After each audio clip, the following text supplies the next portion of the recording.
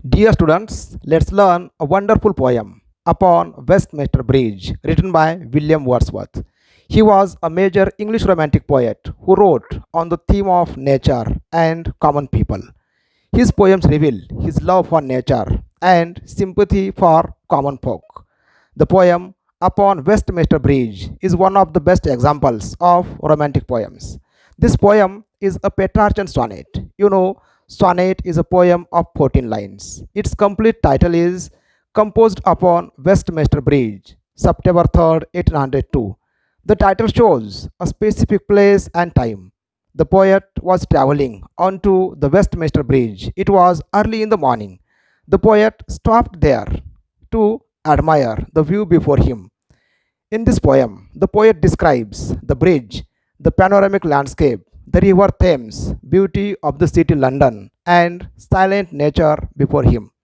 In this video lecture, you will learn new words and archaic words, analysis of the entire poem in English, poetic devices, and appreciation of the poem.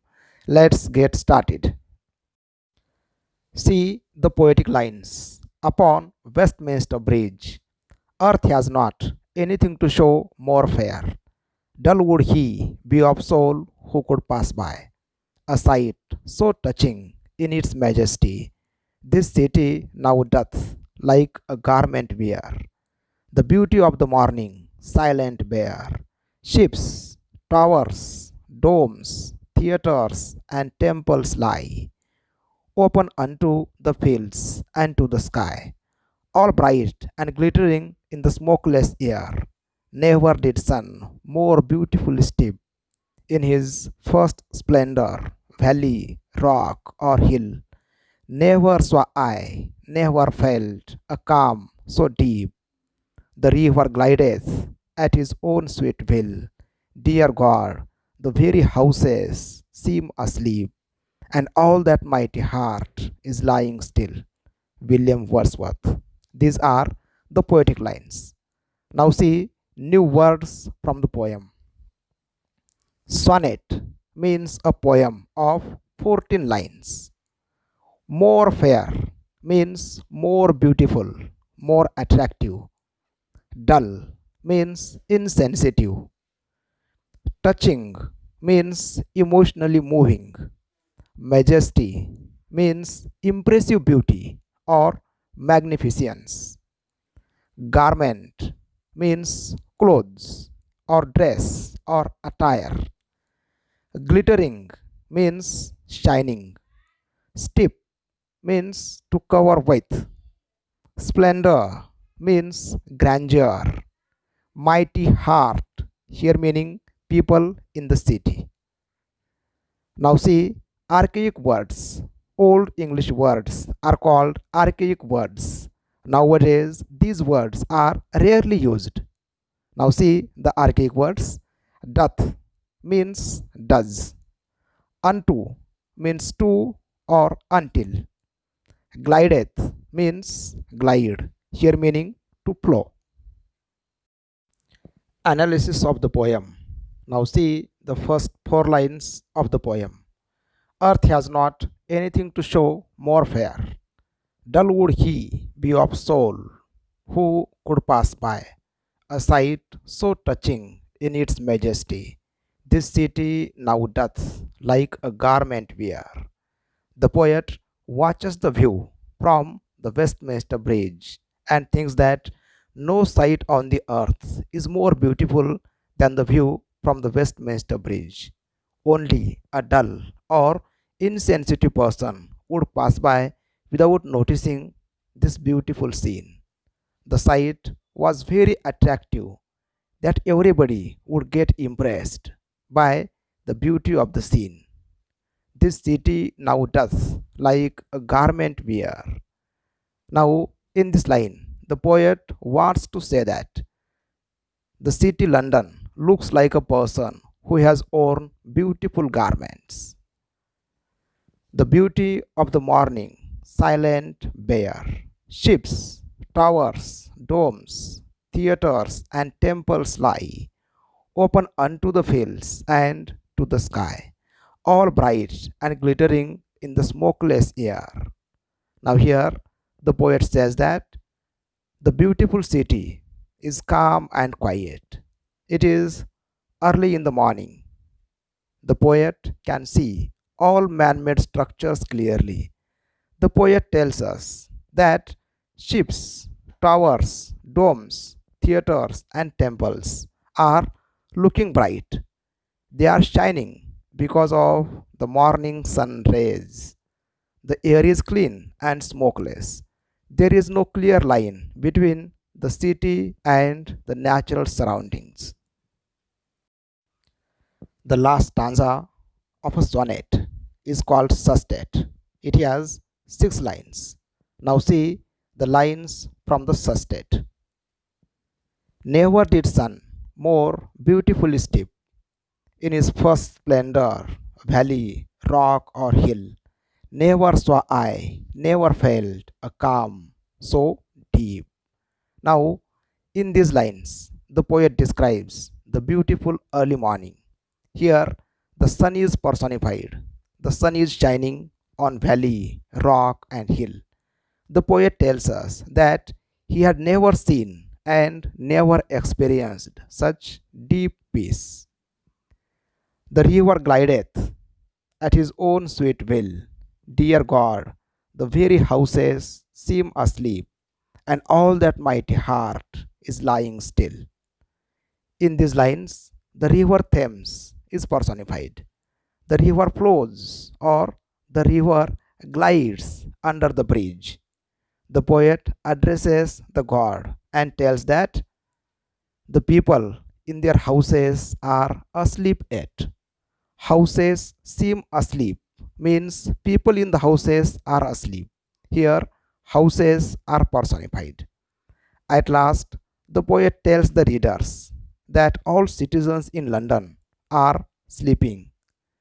The poet calls them mighty heart. In this way, the poet describes the beautiful and silent city London from the Westminster Bridge. Poetic devices make the poem decorative, make the poem attractive. In this poem, the poet used a lot of poetic devices. Now, at first, see the rhyme scheme of the poem. You know, this poem is a Petrarchan sonnet. The first stanza of 8 lines is called octave. Its rhyme scheme is ABBA, ABBA. The last stanza of 6 lines is called sustet. Its rhyme scheme is CDC, DCD. We may say the rhyme scheme of the entire poem is ABBA, ABBA, CDC, DCD. Now, this is the rhyme scheme of this sonnet. Another figure of speech is personification. In this poetic device, inanimate objects, things, or ideas are described as human beings, or we may say human qualities are given to such things and ideas. In our poem, many places and things are described as a person. For example, the city now doth like a garment wear. Now, in this example, the city London is described as a person. Never did sun more beautifully steep. Now, in this line, the sun is described as a person. The river glideth at his own sweet will. Now, in this example, the river Thames is described as a person. River Thames is personified. Another figure of speech is inversion. In this figure of speech, words are not given in correct prose order. In grammar, there is particular word order SVC or SVO, but such word order is not followed in this figure of speech. For example, never saw I. Now, in this line, the word order is incorrect. The correct word order is I never saw. Now, the last point of this video lecture, appreciation of the poem. See the question. Write an appreciation of the poem considering the following points. Now see the points. About the poem, poet, and title. Theme, poetic devices or language style. Special features, values, message, or morals in the poem. Your opinion about the poem. Now, with the help of these points, we may write appreciation of the poem. See the first point about the poem, poet, and title. Upon Westminster Bridge is a romantic poem written by William Wordsworth. The poem reveals the poet's love for nature. He also appreciates the beauty of city London. The title shows a specific place where the poem is composed. Second point, theme of the poem. Though the poet William Wordsworth is a nature poet, here he describes London city without the noise of human activities. The poet describes the clean and smokeless air. He also speaks about the Thames flowing leisurely. The poet is fascinated by the view from the Westminster Bridge. Poetic style or poetic devices. The poem is a Petrarchan sonnet.